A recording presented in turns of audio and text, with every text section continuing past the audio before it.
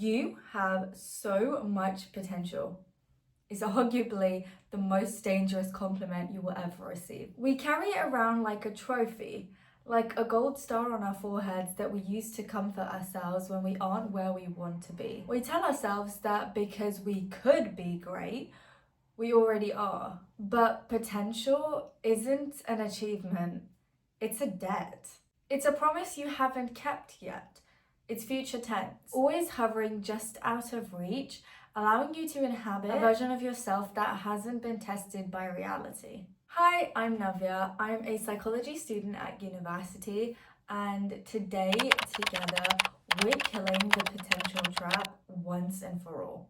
Recently, I saw a reel that stopped me mid-scroll. The speaker said that life is too short to have potential. It hit me with the level of visceral discomfort because for as long as I can remember, I have been the girl with potential. Teachers said it, family friends said it, mentors echoed it. I loved hearing it. It felt like a warm blanket, a permanent insurance policy against failure. But I've realized that the blanket has become a lead weight. So I'm retiring from being capable.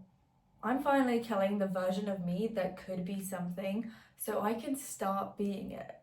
For years, I lived in the realm of eventually. I told myself that it was fine that I hadn't started my YouTube channel properly, or that it was fine that I hadn't reached my maximum capacity at work because everyone knew I was capable of it. My ego was inflating around a version of myself that existed entirely in other people's sentences. This is the potential trap. Neuroscientifically, when people affirm your potential, your brain gets a hit of dopamine as if you've already achieved the goal. You start to identify with the idea of yourself rather than the reality of the output. I had to look at my life honestly.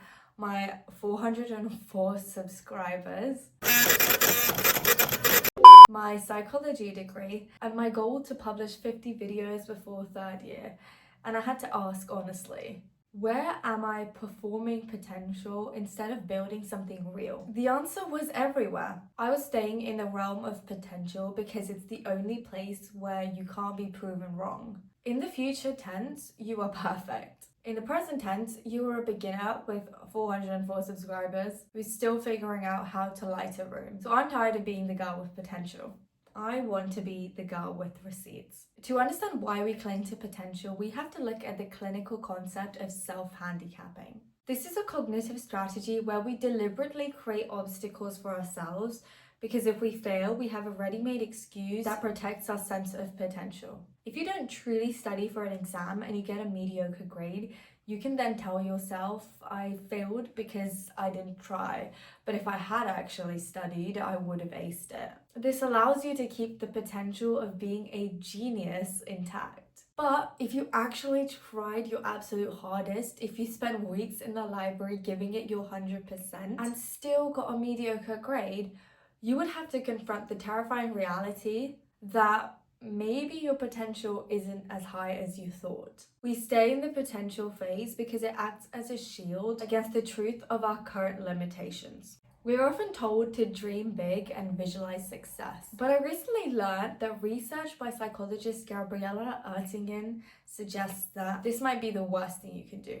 Her decades of study found that people who vividly imagined themselves achieving their goal actually felt less motivated to go and pursue them. Why? Because the brain struggles to distinguish between a vivid imagination and reality. When you fantasize about your potential future, your reward centers in your brain activate. Your heart rate slows, you feel satisfied. You've essentially tricked your brain into thinking the work is already done.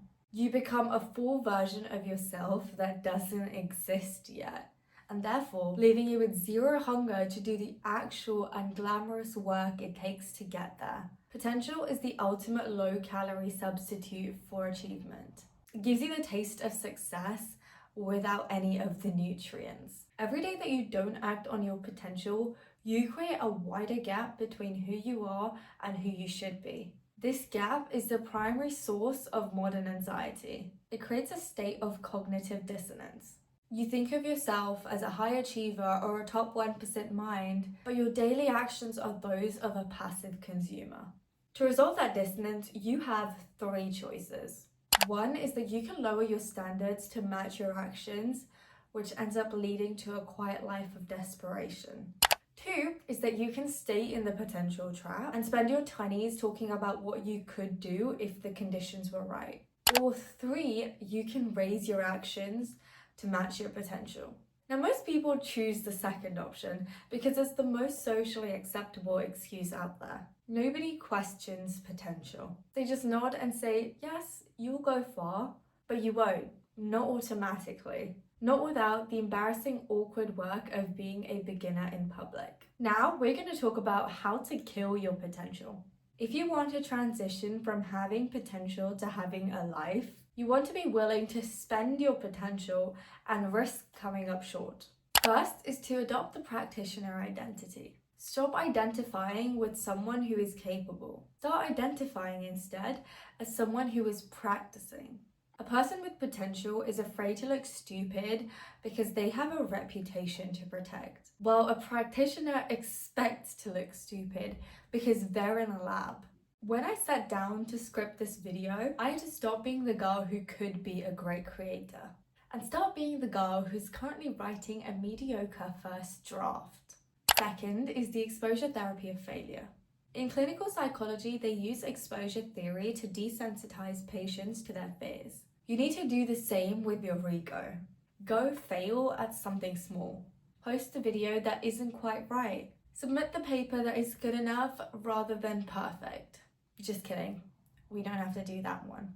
You'll then realize that the world didn't end. Your potential wasn't deleted. It was just refined by the friction of reality.